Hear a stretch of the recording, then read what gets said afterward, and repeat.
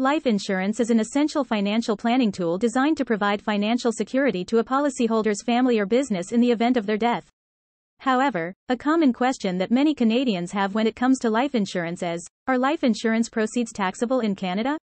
I will provide an overview of the taxation of life insurance proceeds, discussing when they are tax-free, when they might be subject to tax, and strategies to minimize tax consequences when needed. In most cases, life insurance proceeds paid to a beneficiary upon the death of the policyholder are not subject to income tax in Canada. This applies to both individual and group life insurance policies, as well as funeral or burial insurance policies. When the death benefit is paid as a lump sum, the beneficiary will generally receive the entire amount tax-free. It is important to note that while the proceeds may not be subject to income tax, they could be subject to probate fees and estate administration taxes if the insurance policy is not structured properly. To avoid these fees and taxes, policyholders should consider designating a beneficiary directly on their insurance policy, rather than having the proceeds paid to their estate. Although the general rule is that life insurance proceeds are tax-free, there are exceptions. Here are a few scenarios where life insurance proceeds might be subject to tax. If a policyholder sells or transfers ownership of their life insurance policy to a third party and then subsequently dies, the income received by the third party may be subject to tax. The tax implications depend on whether the policy was transferred for actual consideration, sale, or gratuitously, gift.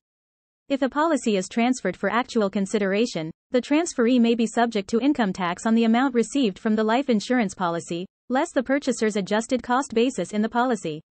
If the transfer was gratuitously made, there may be no immediate tax consequences, but the proceeds will generally be included in the deceased policyholder's income on their final tax return. When a life insurance policy is owned by a corporation, complications with tax implications can arise.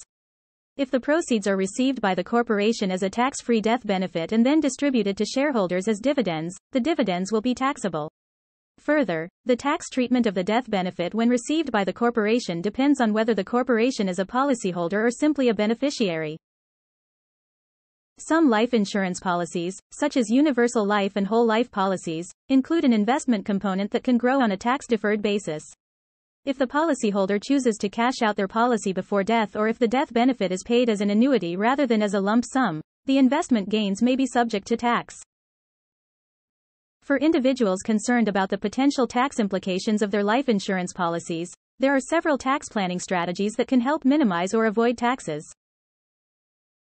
Ensure that your life insurance policy is structured correctly by naming a beneficiary directly on the policy or by owning the policy through a trust to avoid probate fees and estate administration taxes. Consider using tax-preferred accounts such as a tax-free savings account, TFSA, to hold the investment portion of a life insurance policy, thus sheltering the investment gains from taxes.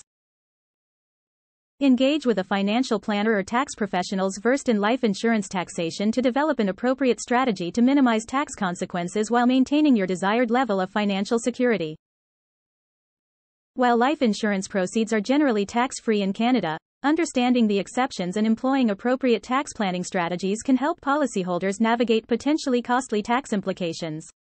By working with knowledgeable professionals, Canadians can rest easy knowing that their precious life insurance proceeds will be efficiently used to support their loved ones in the future.